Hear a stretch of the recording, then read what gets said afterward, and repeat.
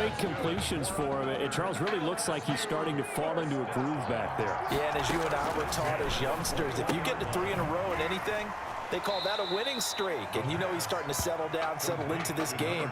I think his focus is now on the game, partner, and not on the moment. And the moment, look, it has to be big for any quarterback, especially for him. This is a game that Charles...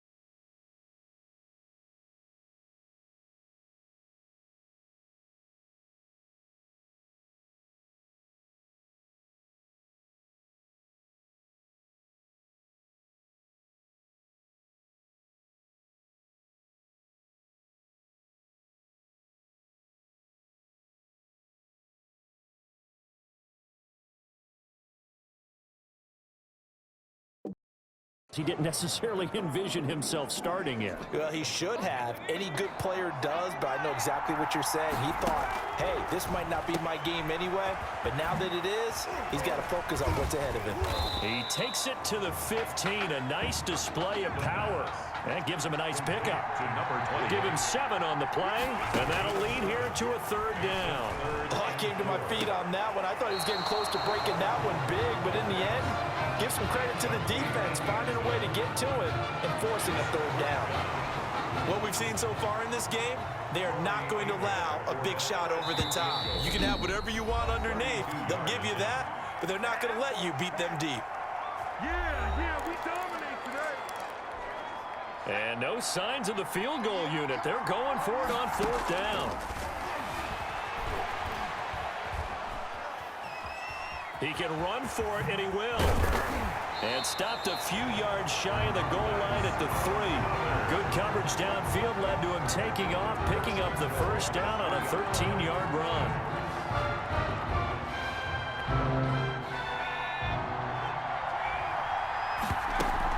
Kelly to try to punch it in. And he is into the end zone for an LSU touchdown. A 3-yard touchdown run.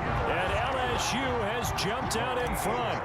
After the departure of Tommy Matthews at the half, the offense able to regroup and put the football in the end zone. Yeah, that's something they couldn't accomplish in the first 2 quarters of this game. So finally, finding their way downfield. I think Coach Red O'Brien, he hadn't shown a preference for either quarterback. But this kid who's out there right now, one thing we know about him, he's a fighter. Yeah, you're exactly right. I was just going to say that, Charles. He's a fighter, and he does have plenty of upside. We know that he can lead. You and I sitting with him this week, didn't you just see a guy who could step into any locker room and control the presence of his teammates? Well, I just remember when we left that room, you said 2 things to me. I think this kid's going to be poised under pressure, and to me, he's a natural leader, and I concur with both of those statements. The Clemson Tiger offense have to specify that. They're set for their next drive. They trail offense, first time to touch the ball in quarter 3, and we'll see what they can do. And I can't wait to see what they have planned, because some teams script to start a half. Other teams just go, okay, these are the sequence of plays we want to run. These things worked well for us. And sometimes they throw in that big chunk play right away. Shocker. Try and get after them early and try and create a big play to give themselves some momentum. See what they have up their sleeve. On 2nd and 9.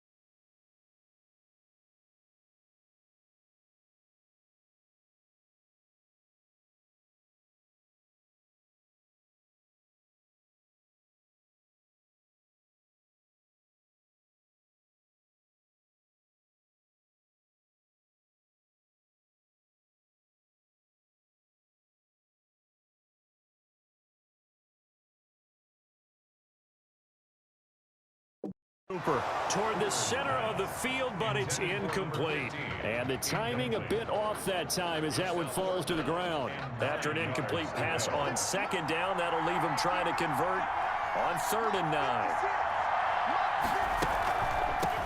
On the carry, it's Jewell. And for the moment, this will be a 1st down. But we have a marker on the field. Let's see if this stands. Offense. What's up, man?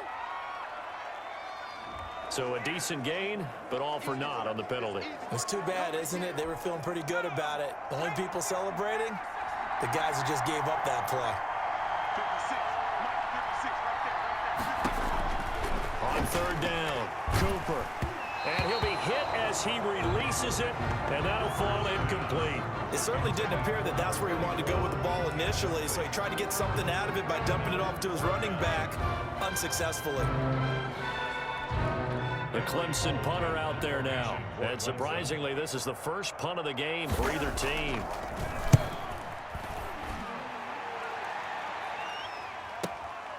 This is fielded at the 7.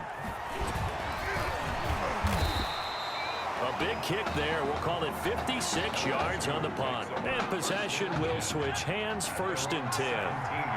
LSU with a 1st and 10. They'll roll him out right.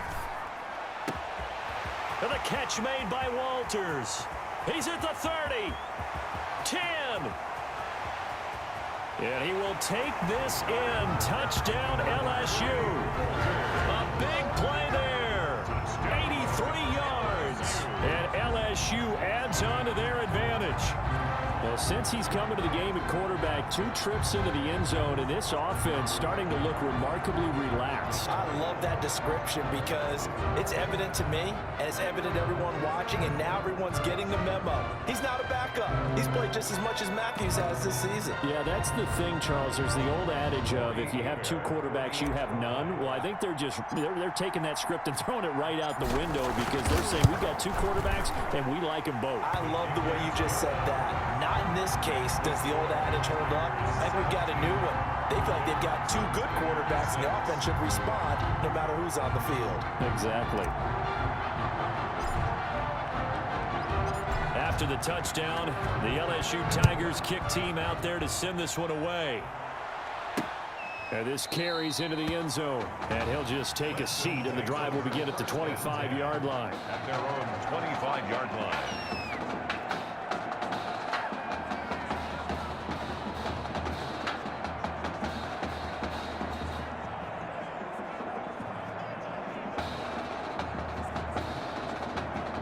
The Clemson Tiger offense have to specify that. They're set for their next drive. These guys had to punt last time. It has not been a very fruitful game offensively thus far.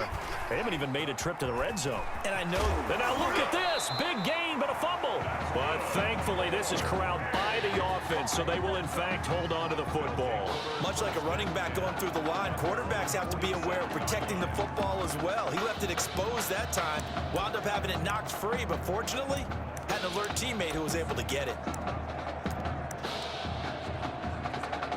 A big hitter to start the drive has him up near midfield here for 1st and 10. Going to hand to Jewell. And he is met at the line of scrimmage, and he goes down right there. Officially no gain on the play, and it's 2nd down. Those are the plays this defense needs with the deficit they're facing. It certainly is, and they've got to continue to swarm the football and hope that someone, while they're holding up the ball carrier, can get in there and rake it and lock it free. They need to get some takeaways as well.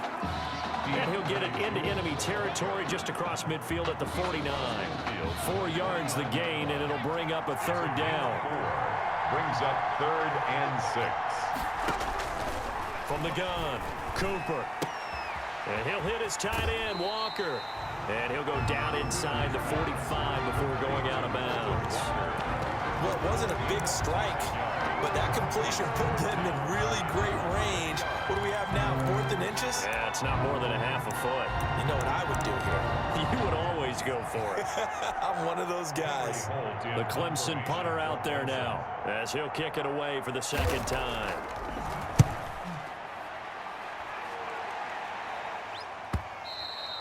And that'll hit in the end zone. Much too much leg there. That'll be a touchback. At their own 20-yard line. The Bengal Tiger offense, if we differentiate them, they are set for their next drive. Now he's going to swing this one out to his running back. And he's brought down, getting this one up to about the 35. 15 yards is the pickup there, and the drive starting very nicely. First down.